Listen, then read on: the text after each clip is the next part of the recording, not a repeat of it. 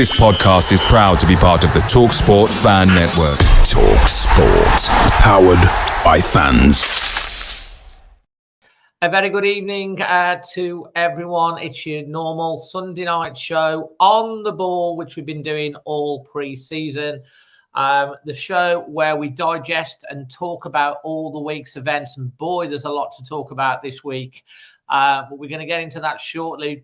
This week, I'm joined by another one of our channel members. If you want to become a channel member, of course, you can see the link below and get on the Discord group, and we talk a lot and lots of chats about everything. But we've got Josh this week, who's also a regular contributor to our post-match show Extra Time. Good evening, Josh. Evening, Dave. You all right? Yes, mate. Good. I'm good. It's going to be really interesting tonight. We had as you participated in and watched, we had a very intense show in the week, which was an extra show. Talking about Jeff Shee's statement. We had a great show last weekend. On the Ball's been really, really popular. And, it'd be really good to get your take on everything that's been going on. We are literally a week out. Before I get on to that, I do want to say a big, massive welcome to our brand new partner for our Sunday night show, Creation Wolf, another local Wolverhampton company working in the digital space. You can find more about Creation Wolf in the link below. Fantastic people, and they're helping power this stream tonight.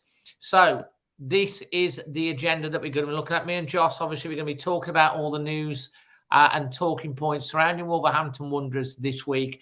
It is literally a week to go. 8 days' time, we take on Manchester United away at Old Trafford on Monday Night Football. The whole world will be watching that one for sure. We're going to be discussing, of course, the Luton and Stade Rennes or Rennes Friendlies. I think they're a bit like Wolves. We've got Wolverhampton Wanderers, and then like we're Wolves, and they're Stade Rennes, but they're known as Rennes, aren't they, Josh? Yep. And then Josh is going to, and me are going to be reflecting on the show earlier on the week, and Josh is going to give in his take on the Jeff Shee letter. Of course, we're going to be talking about the Premier League that's coming up and starting to look forward to that first game against Manchester United. We're going to have our questions answered as well. And we're also going to be giving you the opportunity to take part in the Always Wolves Fantasy League. And we'll get Carl in the chat in a little bit to put on the details of that, so you guys can get involved with the Fantasy League, and hopefully there'll be a prize at the end of it as well. We've already got nearly 200 people watching live on the show. So please smash a like, let YouTube you're enjoying it. Let us know where in the world you're watching, and we're going to give us the best takes on everything. But Josh, first of all, you've been watching, obviously, you've been in the Discord group, the members Discord group, because you're a channel member, and we've got some great conversations to go on that. You've been seeing everything that's been going with Wolves throughout the summer. So many outgoings, 2 free transfers. Obviously, the third choice keeper, Mr. King, got on the pitch at the weekend. He's literally a king for a day. Lopetegui put him on. We've got the Doc that's come back. The Boubacar Traore transfer, 9.5 million has gone through. And, of course, the Kuna transfer as well.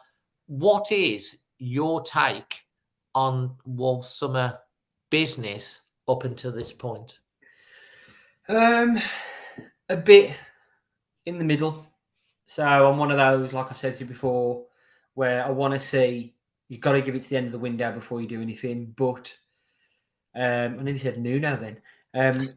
Julian was very vocal back at the end of the season that he wanted all his signings in before pre-season so we can get him to gel.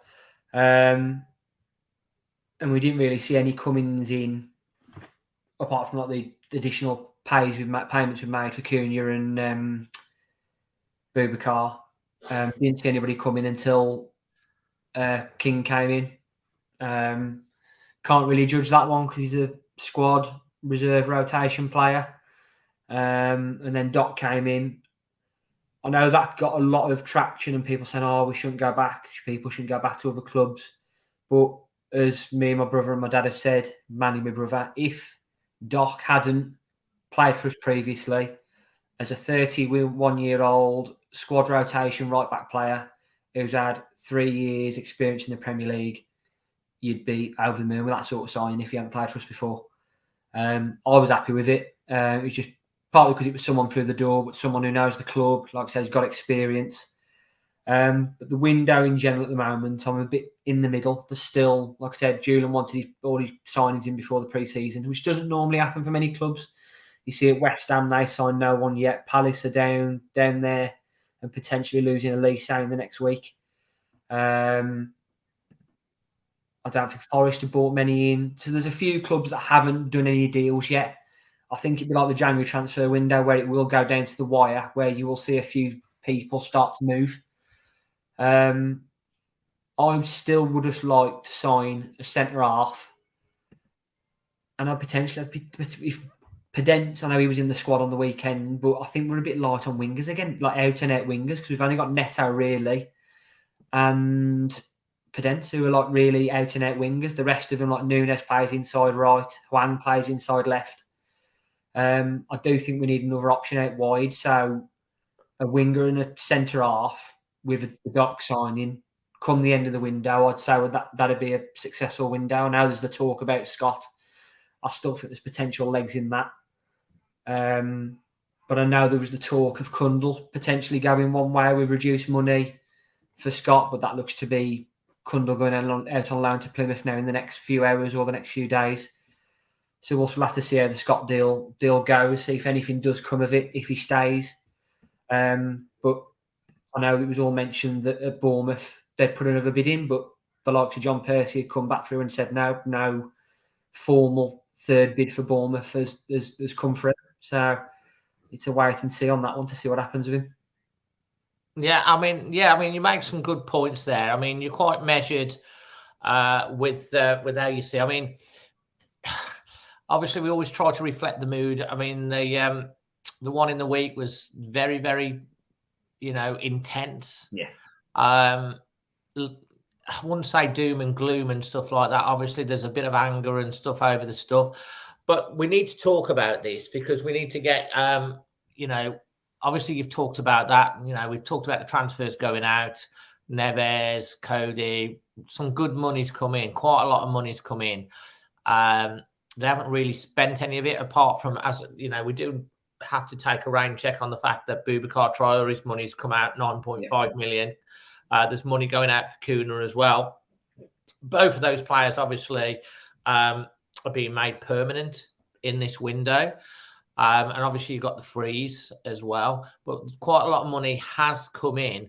And I think I'm right in saying that you were probably one of the ones that definitely wanted to see a big squad refresh during this window. You wanted, I think you've talked about some of the deadwood being moved on, refreshing it up. All the players that have gone out is that, obviously we'd have liked to keep Neves, I guess. But is there anyone really that you wouldn't have wanted to go out that's gone out?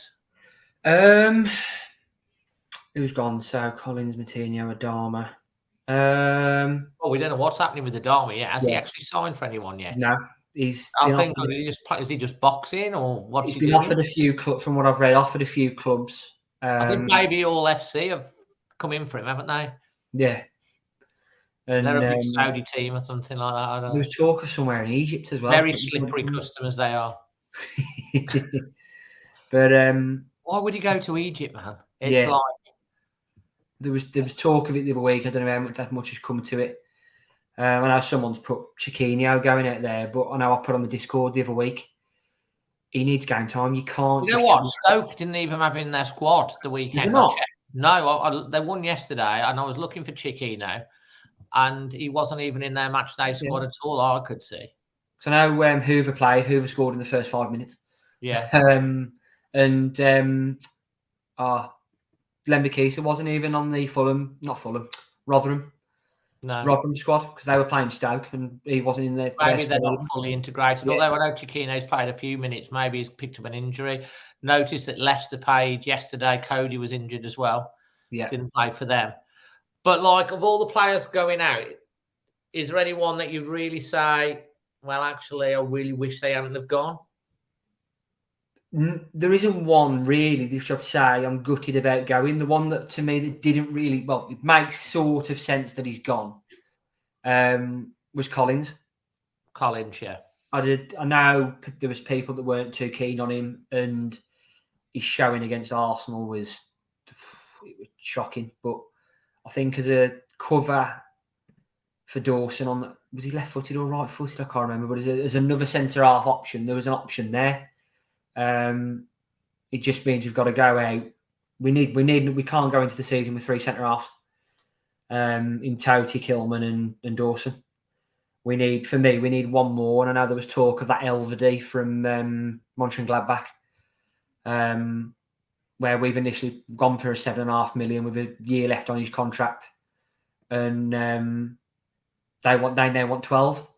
So, and we're not budging on that apparently. But if I had to pick anybody, I know Chris says neither-footed. I was a bit shocked by the Collins one, but I look at it now and the fact that we've got 3 million more on him, it did kind of make sense that we took the offer with the situation that we're in.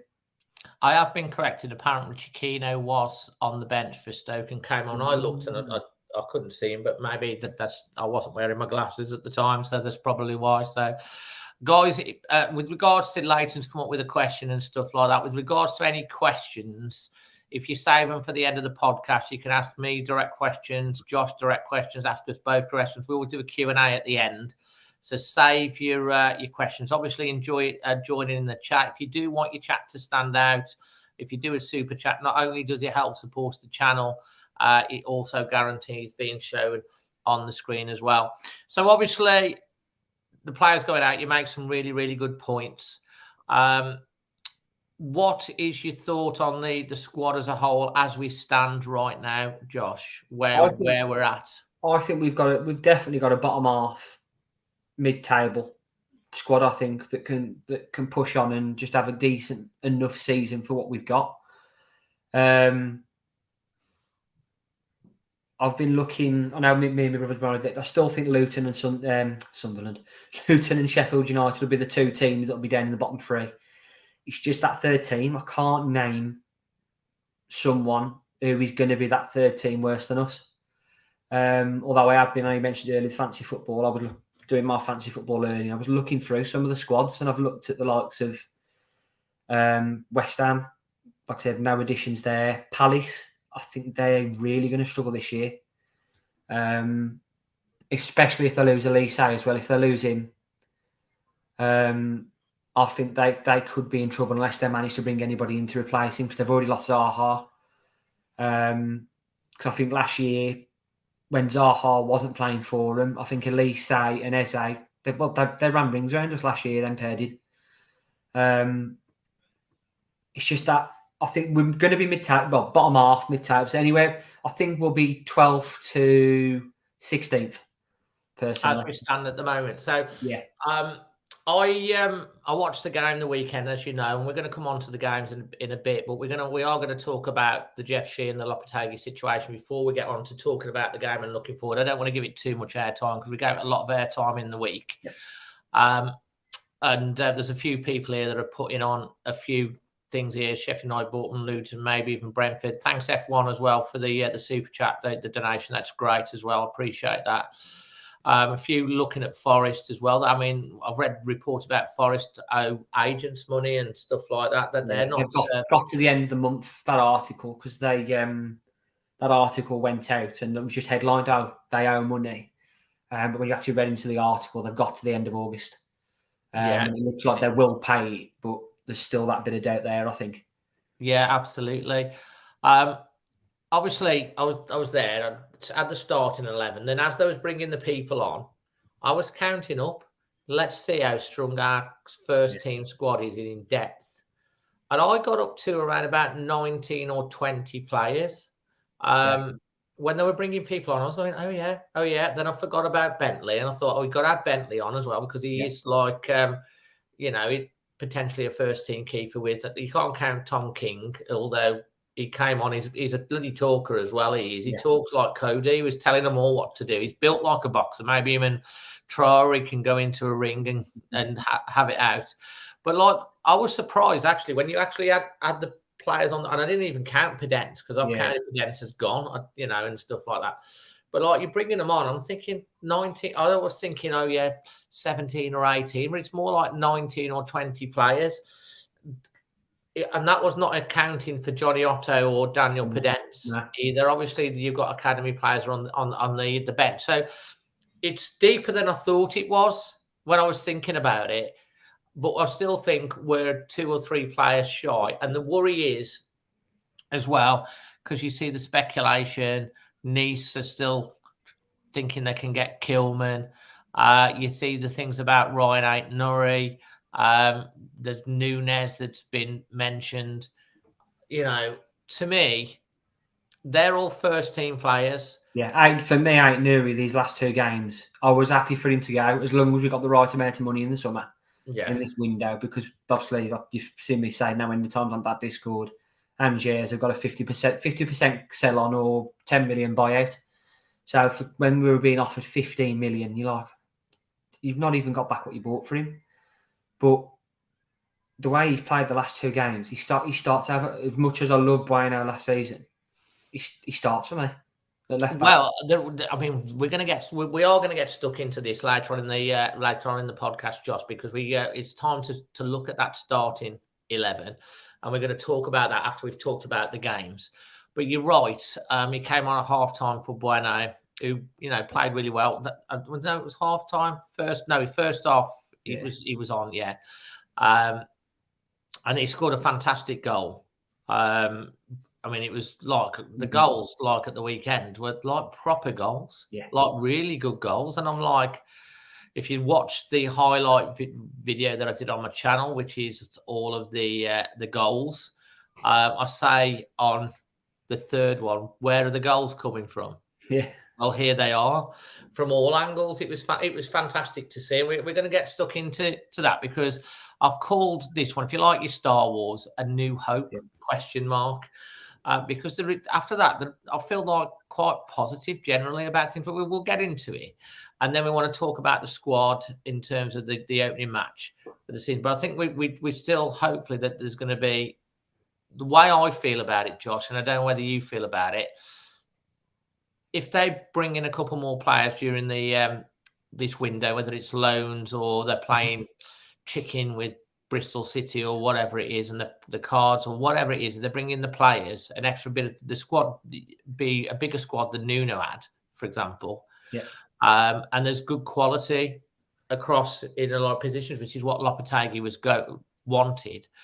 But for me, I think if they sell Kilman, Ait-Nouri, Silva, Nunes, who've all been linked, if they sell one of them from out of that squad, then I'll be really like, I'll be peed, to say the least, because Kilman's like a starter, pretty much guaranteed.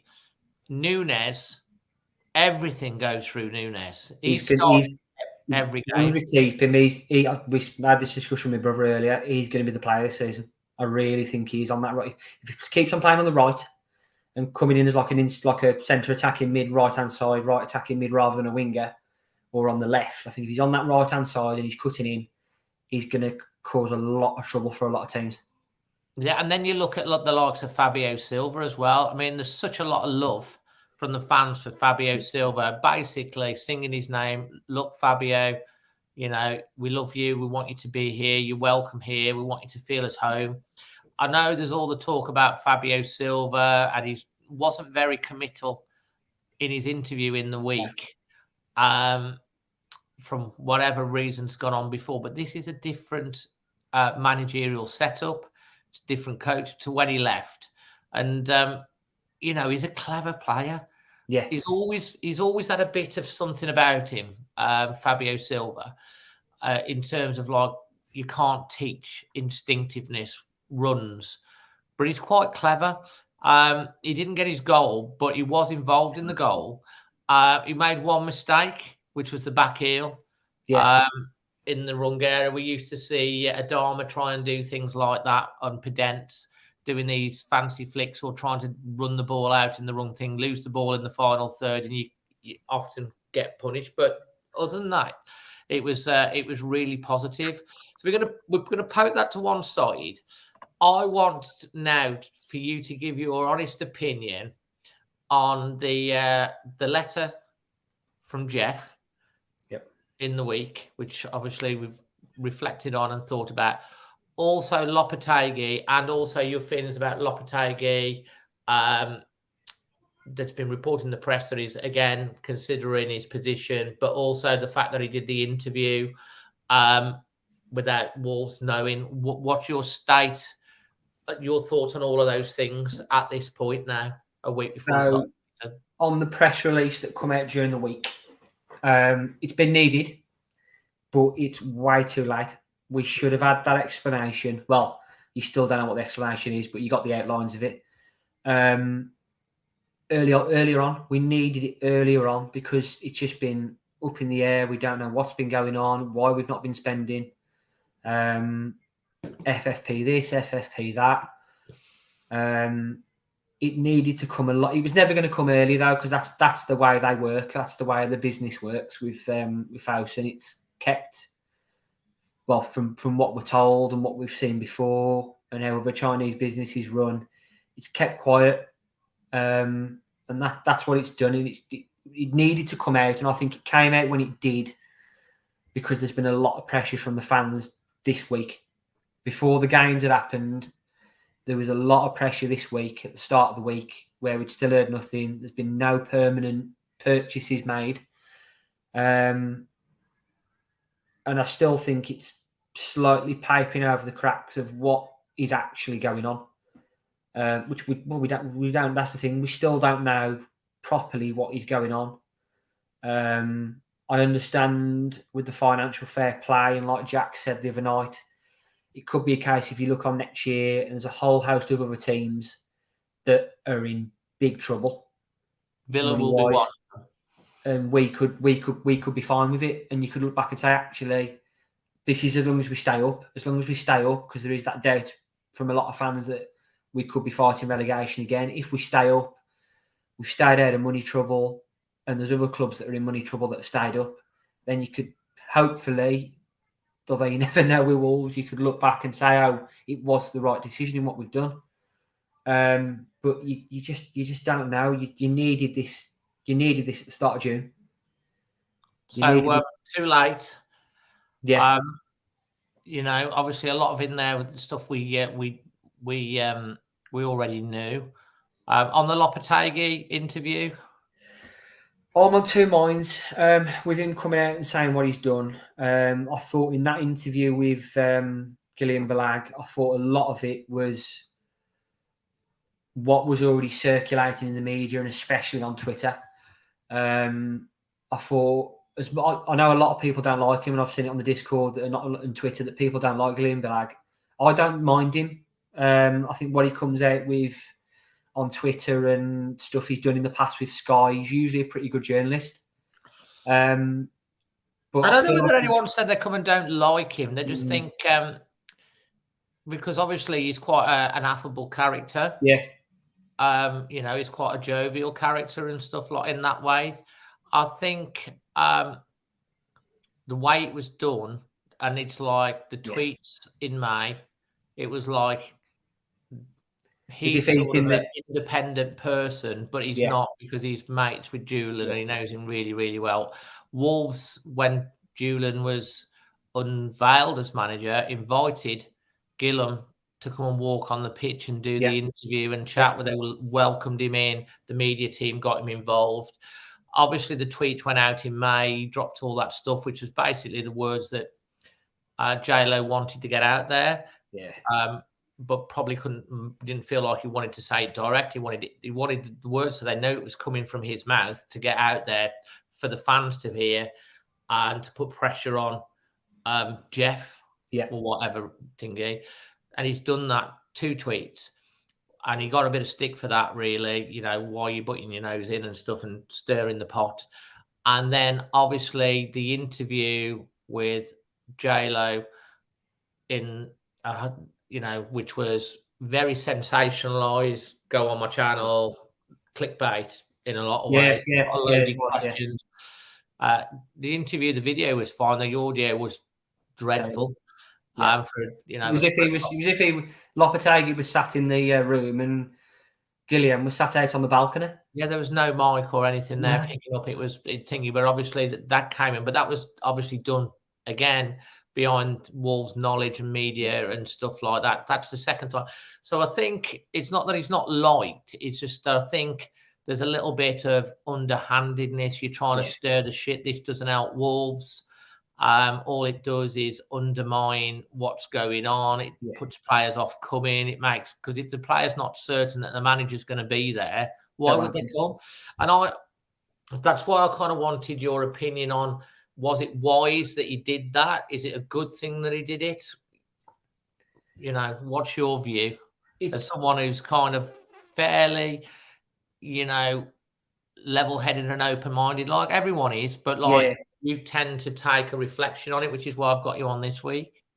I think it stirred the pot. It stirred the pot massively because you had the tweets, like you said, back in May, and then you've had just weeks and weeks and weeks of the likes of John Percy, Liam Keane, Daily Mirror, all coming out with these stories out.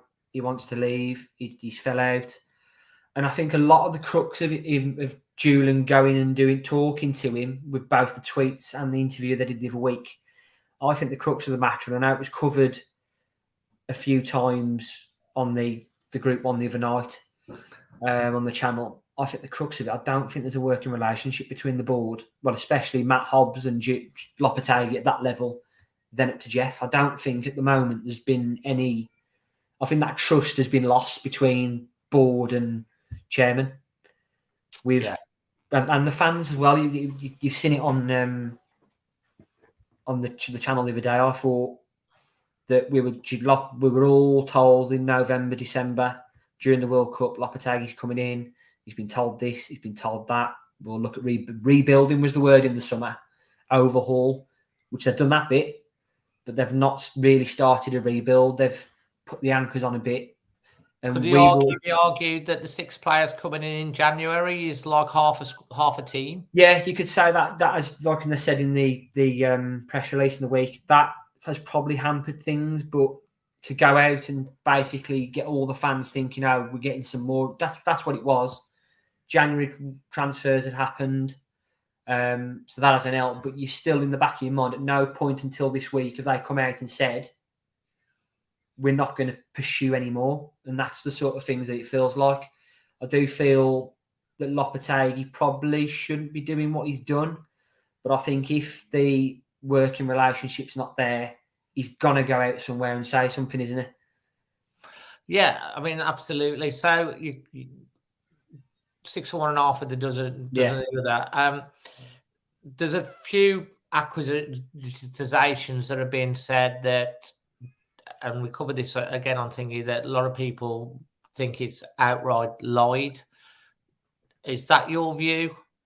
I don't know. Well, me and my brother were on about it when we were watching it, funnily enough, the other night. And the quotes that Faust and Jeff used when they first come in is, we want to compete with Man City. We want to compete in the top 4. We want to compete in the Champions League. They were all the same sort of lines that were said in that press room on the day of the interview when Fawson signed the club and he was appointed as chairman. Would I say it's a lie? I'm not on about that because he has retracted since then. They basically said that was a bit ambitious in the 10 years. They want to win the Premier League within 10 years. I think they have kind of backtracked and realised that's difficult to do without building a much bigger global fan base to compete with the revenues. What really asking, do you think that Lopetegui was lied to in what some people have said, that he wasn't told was? Yes. Do you think that's the case, or do you think it's hard to judge because we don't really know what was said behind closed doors yet? Going off what we were told as fans and the news that we were all told via social media and the club when Lopetegui came in January, I'd say, because lies are strong, we still don't know. It's never been in writing what was been put forward for the season, but it does feel like it potentially was. It's one of those. It's.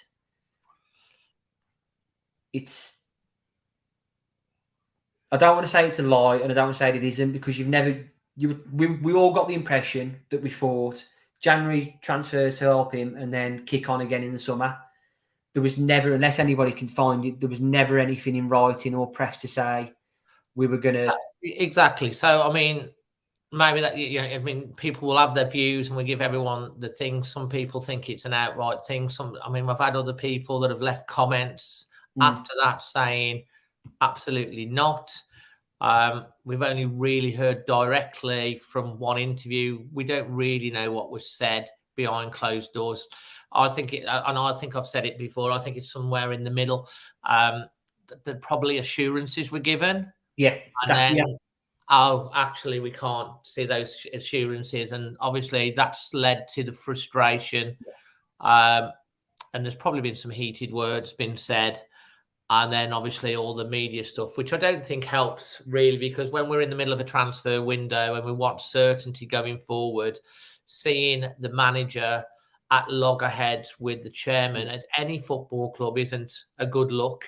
And it certainly doesn't breed confidence for players that you're trying to talk to come in. Like, if the manager does want a player to come in, it's not a good look when, are you going to be, and you've got the press reporting he might leave. Why is a player going to come and trust that manager to come when he might leave? I don't think that's going to happen. I think that's media stuff again that's spreading these things and uncertainty with Wolves. Peter said in the chat there, he has got a point there. He says, like, we were told players in and out this summer. The overhauls happened, like I was saying earlier, but the players coming in hasn't happened yet. As like I said earlier, I'm still waiting till the end of this window because we still don't know what can happen with players coming in. Absolutely. So you're kind of like, I'm waiting on that basis of players in and out. The players out's happened. The players in has still got time to happen. We've got till September the 1st, 11 o'clock on September the 1st, is it? Something like that. So there's still a bit of time on that front. But we were told that it was players in and players out and players in. But I don't think we can judge that comment until the window is officially closed. Absolutely. So so we covered that, which is really good. It's good to get your opinion on that. I said after my post-match reaction on the weekend, the game against Rennes, that now the time for shouting about the off-field stuff has got to stop really to a point. We've got to now focus on getting behind the boys and the team.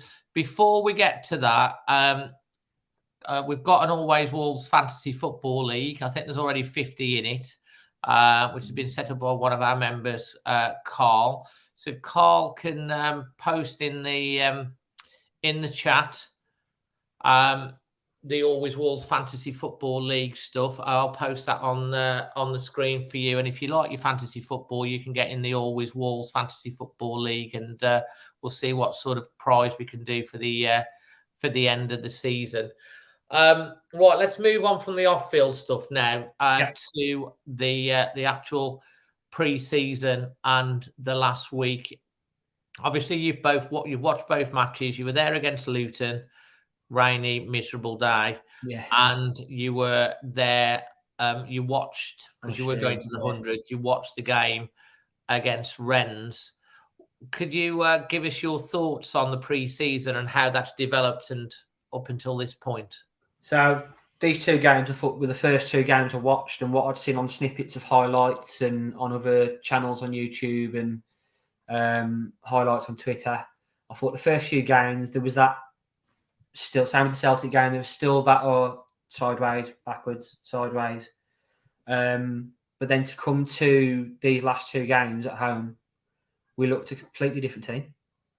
I thought passing, there was that one movement against Rennes on Saturday where I think it landed with a mistake from their striker on our left-hand side, their right-hand side in front of the North Bank and Steve Bull. It went across the back four, pinged into midfield, back to the full-back, back to centre mid, back out to the right. Nunes made a run, and just how quick it moved. When we've passed it round the back in the middle of midfield to get it round the other team in recent years, it's taken about 2 or 3 minutes. And that happened all in about 30 seconds. From left back, up to right mid, up to the edge of the box. And then we ultimately lost it on the edge of the box. But it was how quick we moved it. So to see that briefly from the defence and the midfield working like that, that has got me a bit hopeful. The big standouts for me were on Wednesday and yesterday, Fabio and Kalajdzic, when they were linking up first half against Luton. I know Silva was coming deep, but I thought the 1-2s that they were playing down that left-hand side the first half was so... We haven't seen anything like that for a long time. I think the last sort of player we saw doing that sort of movement, quick-footedness, out onto the wing, into midfield and back up front was Elder Costa. When he was in his A game, the movement on the ball and off the ball was brilliant, and it was like watching that sort of movement again where we had someone free roll in front of the strikers, well, behind the main striker, linking up with the midfield and the wingers. And I thought Fabio did that really, really well. And I was surprised how quick-footed Kalajdzic was, because the last 6'7" striker we had was as slow as a snail, the neck, Meyerhofer. So to see someone of that build with that sort of movement, I thought it was, as Gaz says there, it was fluid. It was fluid football, and I was really impressed.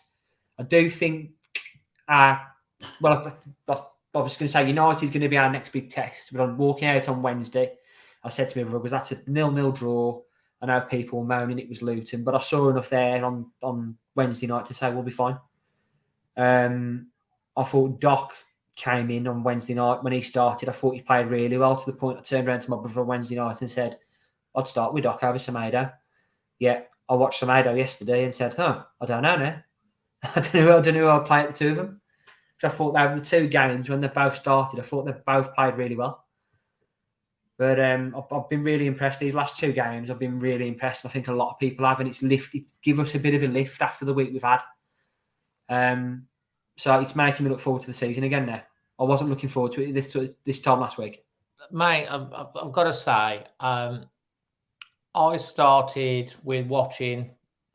I watched the Porto game, and within the first 5 or 10 minutes, I saw the press, which created the mistake that we scored off against Porto, which was really, really good.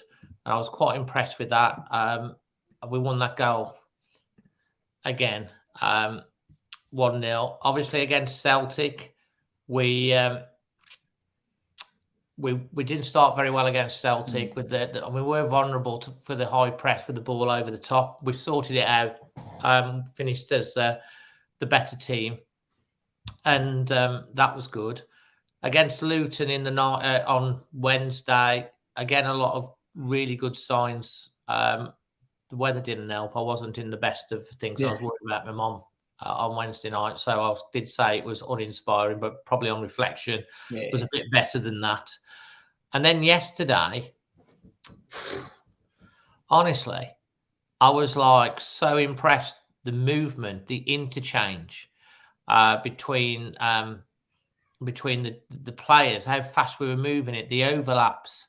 And at one point, there was almost some LA football with some of the flicks and things and the passes and stuff like that. The run by Nunes, Nunes has come in for a lot of criticism I think that's the same as what with Fabio Silva when he come for 35 million. People are expecting at their age they've come in. Nunes 22, is he? Something like that.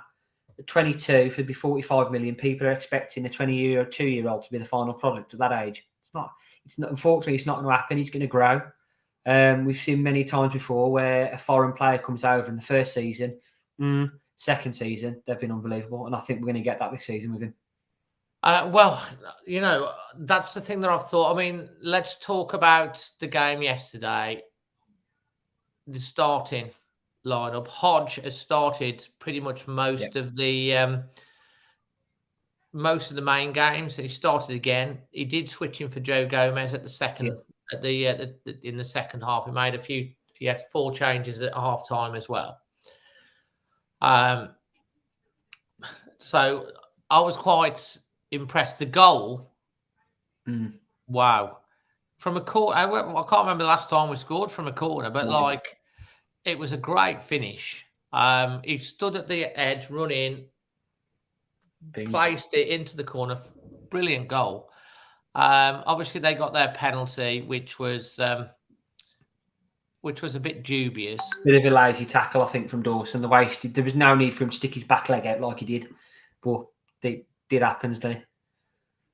Yeah, absolutely. And the second goal, the movement on the right-hand side, Fabio Silva was involved with that, the little step over. Yeah. Joe Gomez started the move, bringing it down the middle, and then placing it away. That was really, really good. And then the third goal, the movement from, I said to my brother, because he was doing the hoovering in his room, and I went, "You've got to come in and see this." And down the right-hand side, and both Fabio and Kalajdzic pulled all 2 centre backs and the right back over, and Hwang had free rein down that left hand side. It was the way they moved just together as a like a pincer move into the corner, and it freed that left hand side completely up. Absolutely. And you know what I was really, really impressed with was Nunes, the way he saw that pass, that reverse ball. Yeah. And Hwang was in acre, and what a finish. Yeah, I thought with the player coming back at him and the keeper coming towards him as well, the gap had really narrowed for him to get that in the corner, in the side netting. I thought that was really well played. Oh, it was brilliant. It was a great finish. Hwang as well has been towards the end of last season. Yeah. And when he first started, he was scoring goals like that. Yeah. So this is what I'm saying. We've got some kind of strength in depth, in better than I actually thought. Dawson and Kilman seem to be playing well. When Totti come on, he's never let anyone down. He just does the basics. He's always seems to be in the right place. Does really, really well. The wing backs, the full backs, when they've switched, Doc came on. Obviously Bueno and Aitnori. Again, they've both done well. Young Hodge, again, fantastic. He's done. Boubacar Traore, when he's come on, he's like a rash. He's literally like a rash. He's probably going to pick up a load of yellows and stuff. Yeah, I think him and Gomez together this year will be getting quite a few yellow cards, replacing Sace and Neves. Gomez, he was a lot sharper than I thought Gomez against Rennes than he was against Luton. Neto's look good. Sarabia's look better. Yeah. Kuna's look like the player that we were looking at, really sharp. Fabio's come on and made a difference in every game that he's come on, and he's been hungry. I just wish he'd got his goal, but he's clever. Even Sasha has got a bit of control. And all in all, everything that he brought on has been like really, really good. I've been like so impressed with it, and I've been really, really impressed with the movement. And because of that, I came out after the game buzzing with excitement, thinking this is exciting football. It's not boring like we've been watching. When we've lost the ball, they've been chasing it in packs to get it back. Yeah. We've won the ball back. Lots of triangles and quick interchange. They're moving the ball quicker. Yeah, there's periods of slow, but then they'll move the ball fast. They'll have players that will run into space, drawing players together so that it creates overlaps and gaps to appearing. When you're just passing it like side to side, it's so easy to defend against. You have to have moving parts. And the thing that impressed me quite a lot was even when he made the changes, all the players seemed to know their job and seemed to continue. And I just want to, say this Stade Rennais, this Rennes team, finished fourth in the French League, Champions League. They took West Ham apart 3-1. They destroyed Forest in the week 5-0, and we've made them look ordinary. And I'm like, this isn't part of the script. The one thing I haven't checked and I'm not sure on was the sides they put out, but they were still playing a few players I knew of that were first 11 players. So I'm not sure what squads they put out compared against West Ham and Forest compared to us. But I don't think it was too dissimilar. I'm going to have a look at that later just to see how the squad was. But I think they made a few changes for the Forest game, to be honest. When I say they rested a few players, because it was one of the, like what Wolves do, they made against Luton. They had about half the team, whereas the one this weekend was kind of like a main game for them. And obviously both teams made changes in the second half and stuff like that, as happens. But like, I was quite impressed and really positive. And the thing that I was really positive about was the energy levels. We've seen fitter this year. The structure of the team, the patterns of play was so much better. Starting to tick. The finishing, we're getting players in and around the box. It's lo and behold, you get players running into the box, you get goals. That's it, yeah. And this is why Lopetegui is an elite manager and why his Sevilla team was such a good player. Even playing with the 4, he likes to drop that central midfielder back when one overlaps. That's how Sevilla used to play, to get the full-backs forward. Full-backs who come inside. We're worried about Doc and people playing in a back 5 and stuff. The way he plays a back 4, you get that extra security we saw Lamina drop back, then we saw Joe Gomez drop back, just to give that extra bit of a safety net. But the other thing that I was really impressed about was all of the midfielders were going box to box. We saw Joe Gomez. They were swapping, rotating. It was fluid, which is difficult then for a team to pick up that particular player. And they seem to know when to drop, when to go. Because defensively, obviously, against, the better teams and stuff like that, they're going to look to exploit the gaps. We saw a bit of that against Celtic when there was that Japanese chap that was dropping in that hole and they were losing him for the first 20 minutes. They couldn't pick him up. They sorted that out, and then we grew into the game, and we didn't see much of that as we went. But it's all a learning curve. Also, because we're playing such a high line, and if you've got someone with pace that makes that run along the line and then they play the ball, they're in. That's a danger for me, and where we could get caught. And sometimes we do play a little bit narrow, and they can get around the side. On the break will be the problem, I think. You saw it a few times against Luton, and you saw it a few times against Rennes. And there was that one chance where it was 4 against 3 or 4 against 2 against Rennes, and they popped the ball into the middle, and how he didn't finish it, he put it over the bars at the safe bank. I do not know. Any other day, I've got to answer this, mate. David Smith, make your mind up. I was suicidal. I've never been suicidal. I've been the beacon of calm and hope and patience. Other people have been nearly suicidal, and they're well within the rights and panicking and stressed. I've only ever gone to the point where I'm concerned to worried. I've not got to the point where I'm like, oh my God. I've been saying like this all along. People have got different ways with dealing with it now. They've seen the news of what's come out, and if they don't agree with it, people are going to be vocal about it, and fair play to them. Exactly. I'm one of them where I'm quiet about it, and it just gets me down, and I just don't want to talk about it. There's a lot of people that are very upset and vocal, and this is, the going on about Fosun and stuff like that. I've said all along, particularly change the ownership, get rid of Fosun. I'm not in that camp, because it's not that they haven't put the money in; it's how it's been spent. You can't point the finger at a company when they're saying they're trying to make the profit, and they've written off a debt of over 100 million owed to them by the club. They're not trying to make a profit, but they have put the money in. but we have got to work within the FFP. And the only thing that I would say, and we have talked about this, investment in the stadium can still be done. So fingers can be pointed about that. Why isn't there more money being spent on the investment in the stadium? Things like that.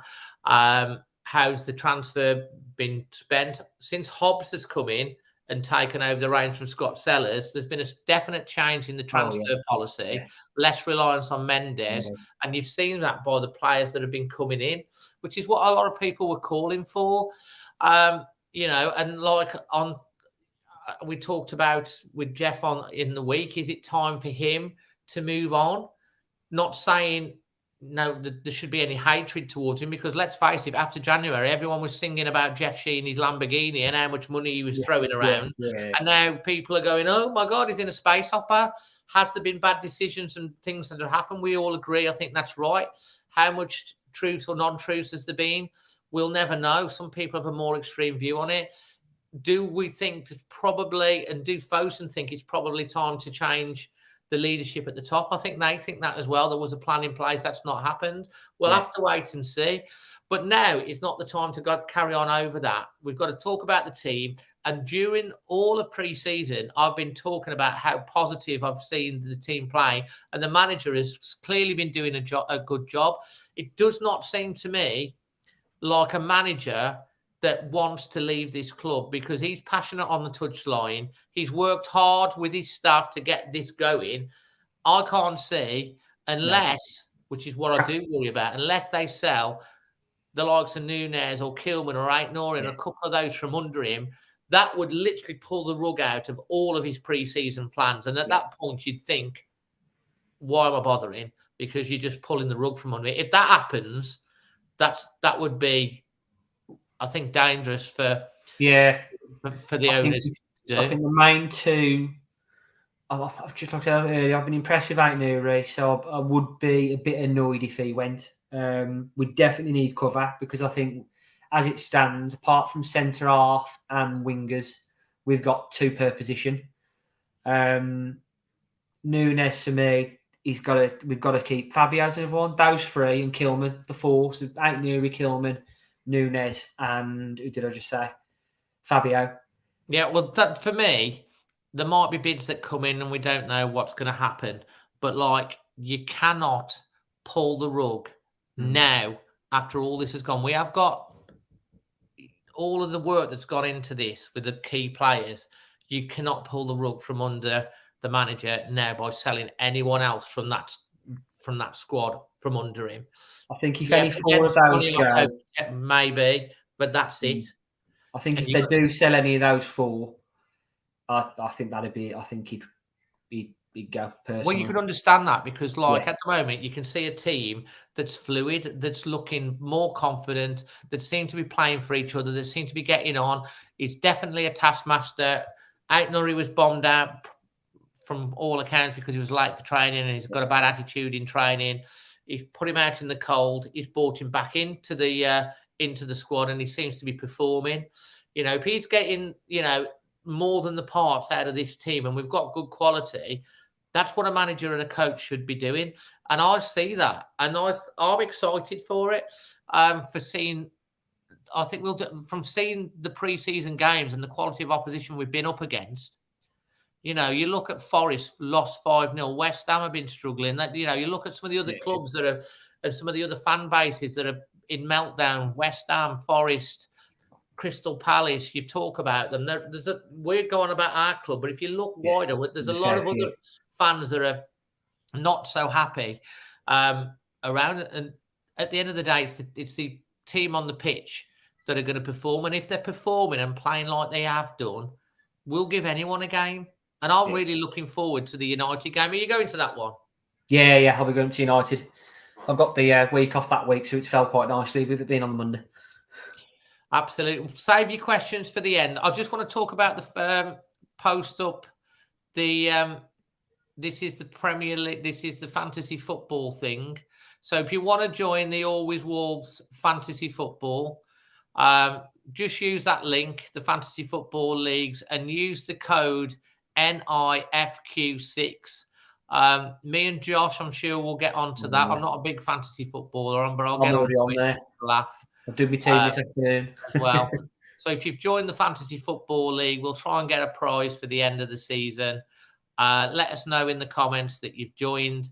And again, if you want to join in the chat whilst you're watching, make sure that you are subscribed to the channel, because that does mean that you can join in the conversation. But yeah, get onto the Fantasy Football League. I'll try and post it again before we end. So what's your expectations now going into the first game of the season next week, mate? What's your thoughts? I'd love, because it's the big old Manchester United. I know they've had a few clangers the last few games with Onana and Mount. I do think it's going to be a tough game. I would take a draw. I'd love us to win, but I think the realistic achievement for us to get anything is a draw. I can't see us. Unfortunately, I know we've been praising them up. That's not unfortunately a draw. First match of the season away at Old Trafford. Yeah, I'll take it. Yeah, it's not an unpositive result. Yeah, that's quite a positive result. Yeah, because a lot of people have been talking about us getting whacked 5 or 6. Yeah, first game of the season. So, if you are going to Old Trafford on Monday, let us know in the comments section. I've just put someone's asked for the fantasy lawyer. It's NIFQ6. If you're listening to this on the podcast, our fantasy football league code is NI1FQ6. So Gaz Wolves thinks we're going to win 3-2. Wouldn't that be amazing? Chaotic Rangers is 1-1. I'll take a draw, but if I had to put any money on either team winning, it would be United. Well, they've obviously got to be favourites. They're at home, first match of the season. So they're going to be favourite. But if we get a point, that's great. Point on the first day against anybody, even if it's a team that's just come up, it's a decent result. Well, any team that's just come up have got the excitement with their fans and stuff coming up, and the buzz and the momentum, especially the promoted teams early season. They have that momentum that they're carrying through on that wave, and then it kind of starts to filter out after a period. So I'm looking forward to it. Let's talk about the team for that game, Josh. Yeah. Who would you start in goal? I'd go Joe, only because we've seen more of him during this pre-season. I'd say Jose Sarr in goal for me. I'd start Jose Sarr too. Who's your central defensive pairing? Dawson and Kilman. I think that speaks for itself. With only 3 centre halves, it would be Dawson and Kilman. I concur. I concur with that. Chaotic Ranger, that's beautiful. I'll make sure that that's sorted to go to a flowers for your mom. God bless her. That's fantastic, mate. Thank you so much. Because my mom, if you don't know, guys, my mom has been in hospital. She's just got home. I put a picture on my social media. If you go to Dazzling Dave on Instagram or Twitter, I put a picture up, and she's on oxygen at the moment. She's really not been very well at all. And that's been something that we've been worrying about. My dad couldn't go to the game at the weekend, so that's really, really kind. Thank you. Kilman and Dawson, your fullbacks. I can't believe I'm saying this for left back, because I would not have said it at the end of the season. I'm going to go out Nouri. You know what? I think so as well. Based off the last couple of games, I think he probably just edges out Bueno. If Bueno does start, fine, but I think out Nouri. He's deserved it after the last 2 games for me, I think. Yeah, I'd stick with Semedo. I'm tired. I'd be tempted with Doc, personally. Interesting. Why? I would probably go Doc. I think against United. Do you think he's a safer pair of hands? It's going to be Marcus Rashford on that left-hand side, though, isn't it? So you are going to need pace. No, I'm going to stick with initial thought. I'm going to go with Doc. I'm going with Semedo. Right, this is an interesting one. The midfield, because I think there's 2 midfield positions that are definitely nailed down. That would be Nunez and Mario Lemina. Do you concur? Yeah, Nunez on the right, inside right essentially, and Lemina in front of the back 4. Absolutely. But the big question is who's going to play the other position? Because we have seen that Hodge has been starting most of the main games, but Joe Gomez has such an impact in against Rennes. Who would you go with? I wouldn't be surprised if he goes with Boubacar, but I think he will go with Gomez. Boubacar? Yeah, I think he'll. I wouldn't be surprised if he did, leaving Lamina to be the central role and Boubacar to do all the tidying up. But I think it will be Gomez. That's interesting. I think Gomez might have just edged it on the last game. Although Hodge has been great in pre-season, he's been really busy. But I think I'd probably go with Gomez. I think he's got more. I mean, Hodge has got an engine on him, definitely. They're both tackle, and he's been good. Hodge has obviously been keeping him out. But I wasn't that impressed with Gomez against Luton, but he was really sharp, and he's always got a goal in him, I think. Yeah. His runs come through, so I think that could be crucial against United. Okay, then your front three. So mine's actually more of a 4-4-2 rather than a front three with the way I've seen them playing. So you've got Nunes on the right hand, inside right. Yeah. Gomez and Lamina in the middle. Hwang inside left. And then I'll go with Cunha and Fabio up front. Cunha and Fabio. See, I think he'll probably go with Neto, Sarabia, and Cunha. Just because that's the front three he started with all the main games. He started them three against Porto. He started them three against Celtic. And he started them three yesterday. And the likes of Hwang and Fabio's come on. I'm not saying I'd love to see Fabio with Cunha. I think it kind of works, but I think he'll probably go with them.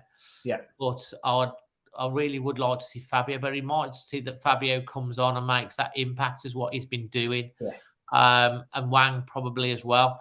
Neto's been quite good. Cunha's been really good, but I don't know. We'll wait and see. Depends how he approaches it, really, because if we sit back and just let United dictate the play, they'll take us apart.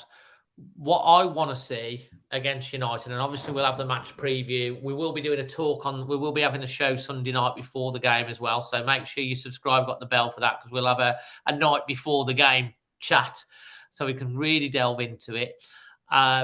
Once the press conferences have gone and everything like that. But I really want to see us totally disrespect United. And I want to see us go at them from the off. I want to see them give them no time. Because when we won against them the time before last. January last year. Yeah.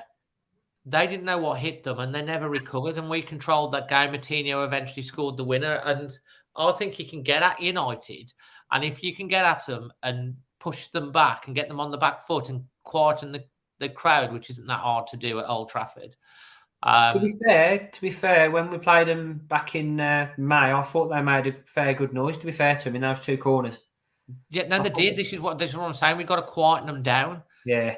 Because they do get a little bit, and they get a bit edgy. And I think United can be got at, especially the first, because all the pressure and the expectation for me is going to be Wolves are in dire trouble. You hear people talking about Wolves on the radio, in everything. Oh, yeah, Wolves, they're in disarray, this, that.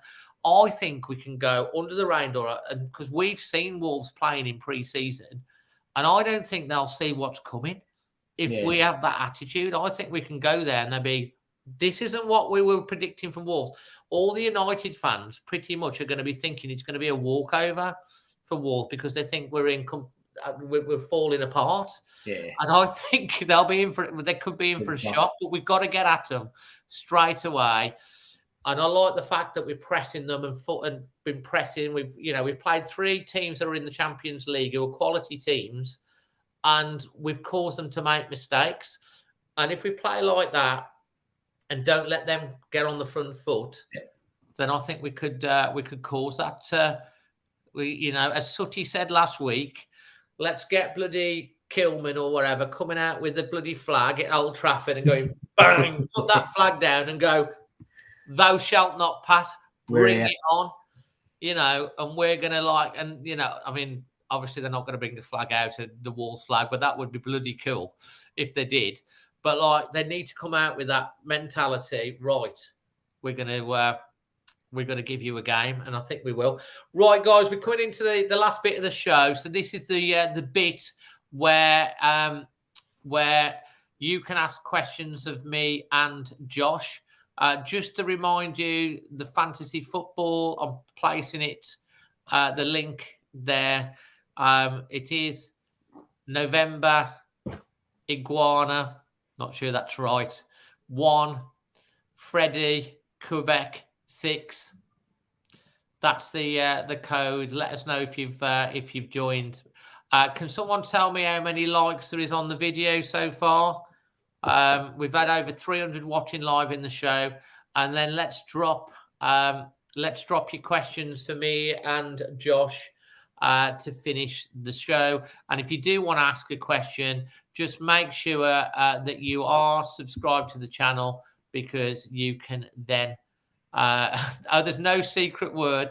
So look, we've only got 81 likes on the video, and there's 349 of you watching. Takes a second, just smash a like, that would be appreciated. Let's see whether we can get that over the 100 mark. Let me know when we get over the 100. We got to 83 now. That's great. So we've got first question here. Craig Hughes is coming in. Do you both think we'll sign anyone at all, even though the murmurs are it doesn't seem like it, Josh? I'm sticking with the murmurs. I think potentially that's it, but I do think there's still legs in this Elvedy signing personally. And I know there's been a few mentions of Doyle from Man City, but I think if anything's going to come through, any signings, I think it will be Elvedy from Mönchengladbach. I agree with that. I think that's still on the bubble.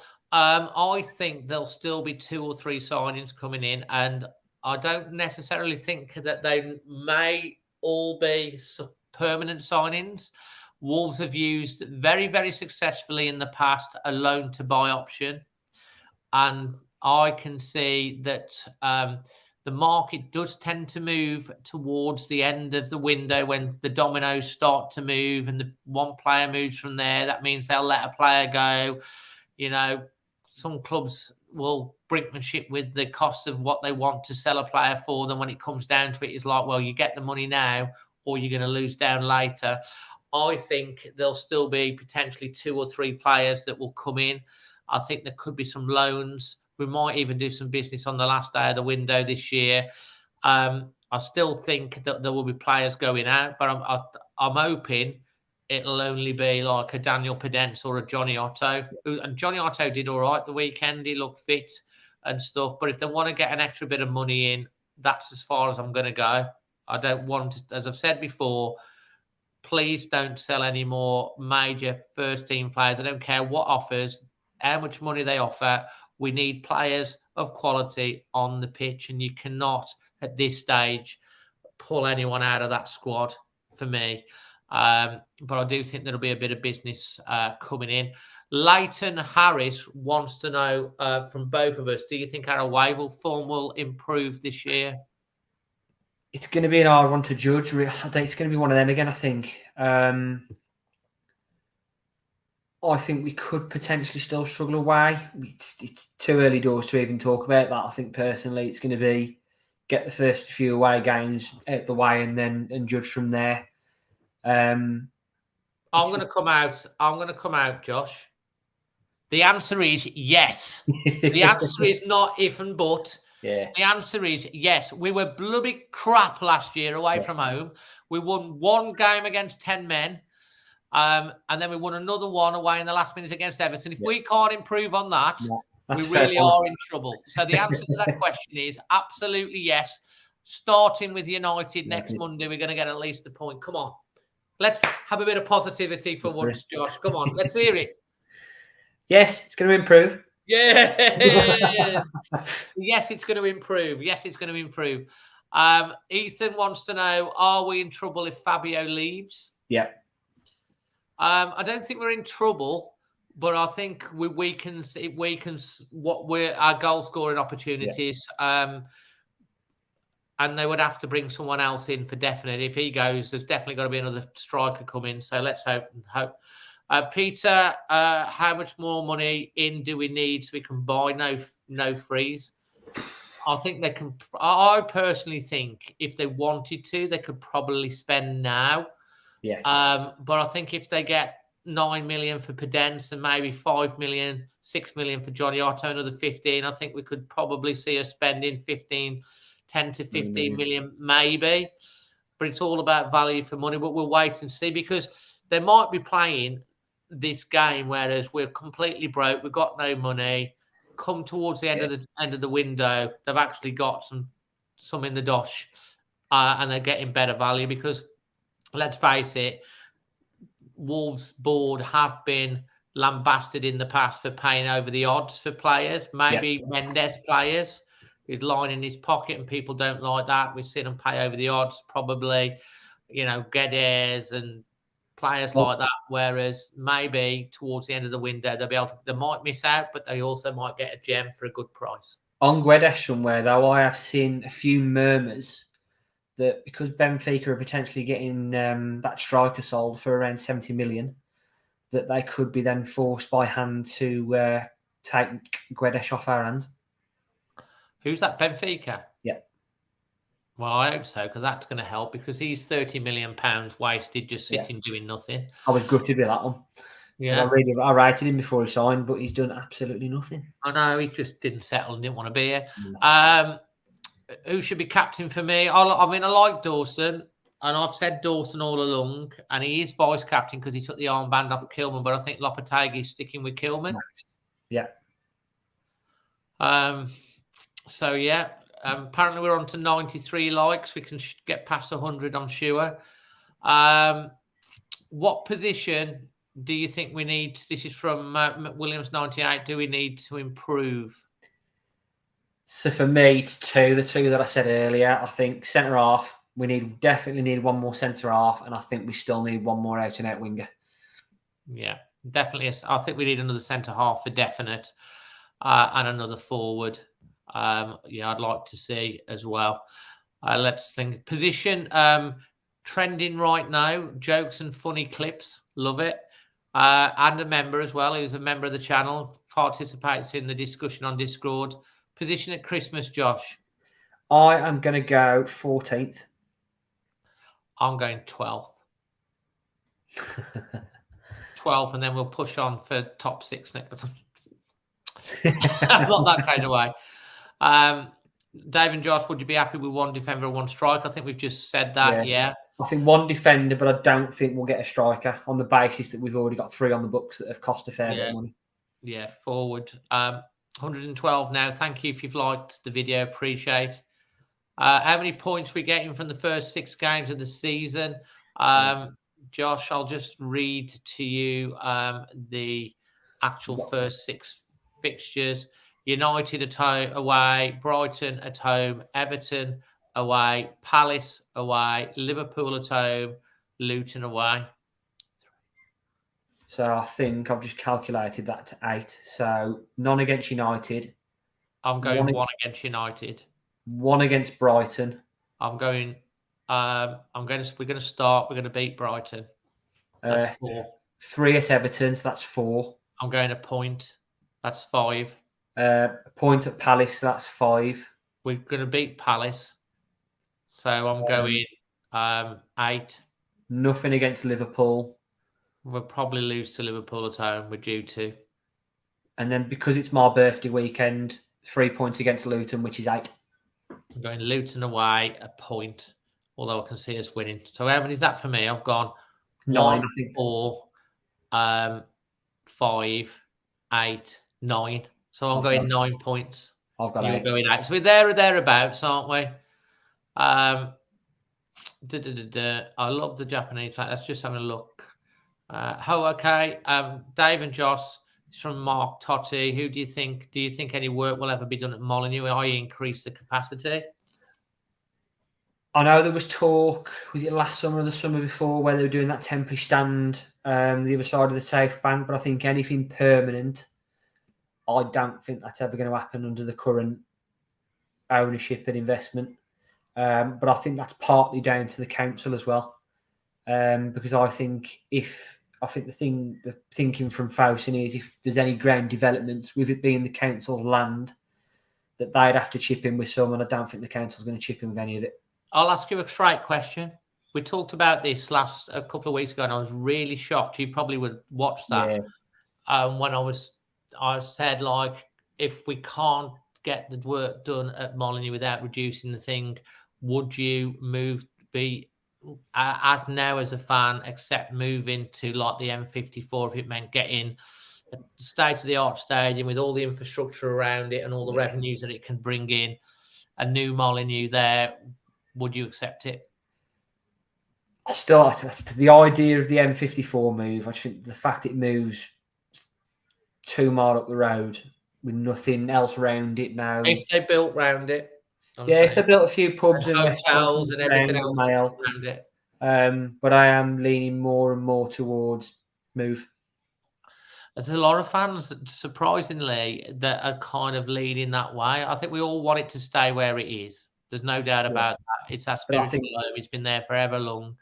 I think with that, because the land itself, with the Molineux grounds, with the council lease, it always has to be something sporting facilities. But any further development on the Molineux, I know from what I've read in the past, Fowson want help from the council, but I don't think the council will budge. I don't think they'll put any money into development of the ground. Well, you see, they should. Yeah. Because at the end of the day, if Wolves Molineux moves away 2 miles away down the road, it's not going to help the city centre. No. So it's in their own interest, really. Yeah. But like, it's really interested on how people are slowly moving on that, because at the end of the day, you can get, I mean, I think it was Sutty that says you can get sentimental about things and stuff like that, but ultimately you got to move with the times and you got to move forward. And if the club can only move forward by increasing the quality, you know, the facilities and the value for the spectators and up in the stadium, and that's the only way it can be done to help us move forward. Yeah. You know, so I know there was that plan. I know I've said about the council not wanting to do anything. There was that there was like an artist impression from the council a few years back. Yeah. In fact, it was the other year when we released that new image of the stadium, and they used that image as well on it. And there was the image of the ring road going underneath, because the ring road comes to the back of the South Bank. Yeah. Of that going up through like a tunnel, then comes back up by the university building and comes out, and levelling all of that off between the South Bank at one level, over to the uni building on the right. There's like a platform area where basically the cars and the roads go underneath under a tunnel, and there's all different things, restaurants and venues on top where the road is now. That was pushed out a few years back, but I can't remember. It was on the Express and Star website, I think. And that I remember. I mean, at the end of the day, you know, without any shadow of a doubt, we all, I think, to a person would want it to stay where it is. And there's been uproar about how can we move it, but like, there's been nothing happening with it. It's just like the Steve Bull stand is sinking slowly, and it's not fit for purpose for a lot of the people, and it's expensive. You know, it'd be, I don't know. It's one of them, isn't it? Yeah. But like, I am leaning more towards the move. A lot of fans are. If it's what we have to do, we have to do. But like the other thing that we really would want to know, what is the plan for improving or expanding the stadium or stuff? It's gone very, very quiet. We heard a lot of comments early doors, and then it's gone into the long grass. But anyway, I think what could have really helped with that was when Morgan did it, and I know it would have bumped a lot of people out for the season tickets wise, but I know we only at the time had about like 12 to 13,000 season ticket holders. Yeah. So even if we did level the Steve Bull at the time, I think we could have still housed the season ticket holders. That they could have done that stand first rather than the North Bank, because the North Bank was the newest step before, wasn't it? Yeah, at the time. Absolutely, mate. So that's good. I'm just trying to look at if there's any other questions that I'm trying to look at. It's just been confirmed that Luke Condell's gone. Like to wish him well, I'm sure. Is it Monday? Yeah, Monday is going to be going loan deal to Plymouth Argyle, who were back in the Championship for the first time in 13 years. I think they won yesterday. I'm just trying to look if there's any other questions. Who will be the number one keeper from Craig? I think it's Saar. Yeah, I think it will be. The game time he's been given during the summer. I think it will. Oh, yeah, we should mention thoughts on Raul. What's your thoughts on Raul? It's going to be one of them. He's going to score about 7 to 10 goals at Fulham. But his time was up. I personally thought he was gone last summer. And I know I said to you before, both him and Neves season before last now, when we played Liverpool on the last day at their place, both him and Neves were crying. To me, at that point, for me, they were both gone. We saw glimpses of him a few times this season. But it was time for him to move on. I'd have liked to have seen him have another go. But going off the last 2 seasons, he's not been the same player, has he? Unfortunately, after what he did for us, he was on course to score loads of goals for us. And what happened to him, nothing could help that. He's been badly injured, and you just got to remember what he's done for us. Scored his first goal for Fulham, anyway. Yeah, Craig's really going for the seventh place finish. I saw that on the post-match interview when he did with Carl, because I know Carl as well through the banding world, who was with Craig on your post-match interview. Mad, isn't it? He used to play with Carl. Top scorer this season? Fabio. I've got to go Fabio. That would be amazing. I'll go with that. Are we overrating the win against Rennes? They finished 4th, but it's the 7th, 8th best league in the world. Well, is it? I don't think the French league's the 7th or 8th best league in the world. Name 6 leagues that are better than the French league. Hold on. Serie A. Bundesliga, Premier League, La Liga. So that's the top 4. Then you're kind of looking at the French league, aren't you? Surely? Yeah. I mean, what's above that? Are they going world best or European? Well, I guess European. We can't really go on the world because we don't compete against any of them. No. Okay, Portugal, but then you've got three.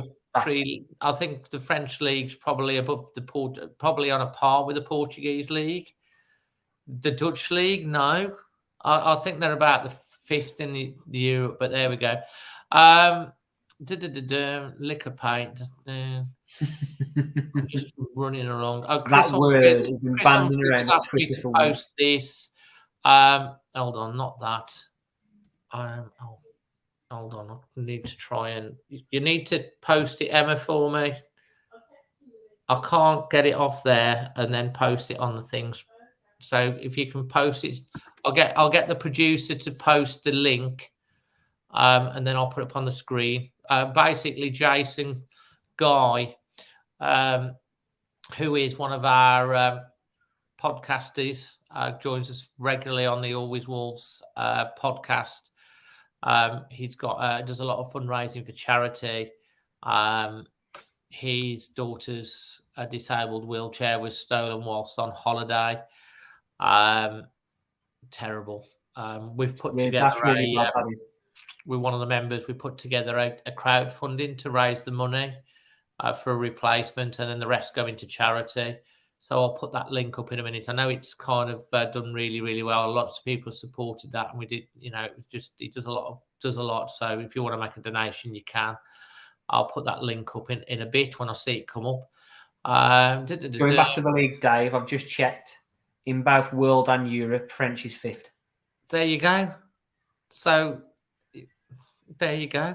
Oh, I'm trusting what I found. Definitely, I would have said that as well. The one in Europe, it's 5th. But this one I'm looking at the moment is saying Premier League, Bundesliga, La Liga, Serie A, then the Liga. Absolutely. I'm just trying to see this link coming up for Emma posting. Has she done it yet? I can't see it. Oh, here we go. So that's the link, guys. If you can, Emma's just posted that up on the screen, which is if you want to help with that, that's the you can get that link off Emma's just posted. I'm just trying to see if there's any other if there is any other questions for us. Well, Tuber Wolves is going to get a point off Chaotic Rager if we finish 7th. Seeing Raul score for fun was great. Tearing up. The Saudi League will not be overtaking the Premier League. No chance. It'll get close. I think it will get close in the next 5 years. It's not going to get close, Josh. It's not. I don't think it'll get the viewing figures. It won't get the viewing figures, but I think in the stat wise, I think it's great. They can have their fun. They can get all their players going over there. We can all pick a Saudi team. I like the one with Nuno with the gold and black stripes, personally.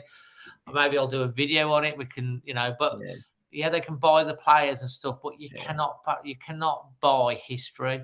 Yeah, you cannot. I do think now it will get top 10 in the next 5 or 6 years. I possibly will, because there's an interest, the same as the MLS. Yeah. We've got an interest in the MLS. There was an interest in the Chinese Super League as well, and I think the Saudi League will go on. Yeah, to think, but they're not going to. It's not going to come close to the top 5 European. There is interest and there's a fascination with it, and they've got big social numbers because of that and stuff like that. But ultimately, the European leagues are still going to be the thing, and the Premier League is still going to be number 1, and it won't come close. I think what will happen now, I think they'll do what they did with the golf, and what they've done with the boxing, and they'll buy into the likes of FIFA and UEFA. I wouldn't be surprised in that one bit at all if that happened. Possibly, and they'll probably be some of their clubs will be involved in the World Club Championships and stuff like that, and we'll all probably pick a Saudi team as a bit of a fun thing. But there's nothing that can. I mean, like the Americans don't have relegation; they don't like it. I think, the English pyramid is historical, and how deep it goes. Yeah, you've seen this year. Or not this year, but in the last few, Luton go all the way down and come all the way back. That's fantastic. That's what you can do in football. Notts County went out the league. You got the stuff going on with Wrexham. You've always got a story. Even lower down the leagues, there's interest and fascination. Yeah. The Championship next year, blooming hell, what a division that's going to be. No one can call it. It's such an open division with so many big clubs that are in that. It's fascinating, and that's up there. And the Championship's bigger than the bloody Saudi League. Yeah. As well. Okay, they might not have Benzema and all of them playing, but it's where it's at. As 9 says, you can't buy history. Chelsea and City are proving you can, but they were still. You look at Chelsea in history, Chelsea and City. They were winning the leagues years ago. Yeah. Not many, but they have. No, but they've had money come in. Yeah. But they've still got the history. They've still been there for hundreds of, 100 years or so. So that, they've still been part of that pyramid going up and down, and investment comes in and you move around. Look at Wolves in the 50s. We were the biggest team. We were up there with United and the biggest team in Europe and stuff. And we've gone all the way down and had all that hardship. We've had some money come in and we've got our way back up to establishing the Premier League. That's football. Is it a bit boring with Man City winning everything? Let's hope that they don't this year. Did you see the community thing today? No, I've seen snippets because I was in the horse and jockey, so I was watching snippets of it through the dining room. It was like the 10th minute of added time, deflection, equaliser, and then the miss. And I've been watching the Women's World Cup as well. That was good. I missed that this morning. Forgot about that this morning with the USA game. So, the USA game was. Penalty. I know we're going off track a little bit here, but the penalty shootout, they had 2 chances, USA, to score a penalty and go through, and they missed. And then Sweden equalised, and then USA missed, and then the Sweden girl took the penalty. The keeper saved it, but it was going back, and then she double saved it, and it was a millimetre over the line. But when they actually freeze it, you actually see the keeper move it slightly back towards the line, so it was more than a millimetre before the camera even froze. But it's amazing. That was fantastic. But and we've got to say good luck to the Lionesses tomorrow morning against Nigeria when this podcast comes out. Guys, thank you to Creation Wolf. If you want to find more about them, the link is in the description below. We hope you've really enjoyed myself and Josh talking all things Wolves and discussing the week's events. I hope you've enjoyed it. If you have, please smash a like. If you like what you see on the channel, you like your Wolves stuff, make sure you subscribe. And also, if you listen to the podcast, make sure you save it to your favourite podcasts and maybe even leave us a rating. And if you're watching it back on Catch Up, leave some comments. Josh, final words from you? It's looking good on the pitch. And final word. Sorry, that was in a sentence, wasn't it? Final word. Faith. Keep the faith. Yeah. Keep the faith. Absolutely. And Andrew Phillips, as he says, always good. I like that. Wolves. Always Wolves. Cheerio, everyone. Lots of love to you and your families wherever you are in the world. And thanks for all the love to my mom as well. I appreciate that. From me and Josh, to you and yours, always Wolves. See you next week.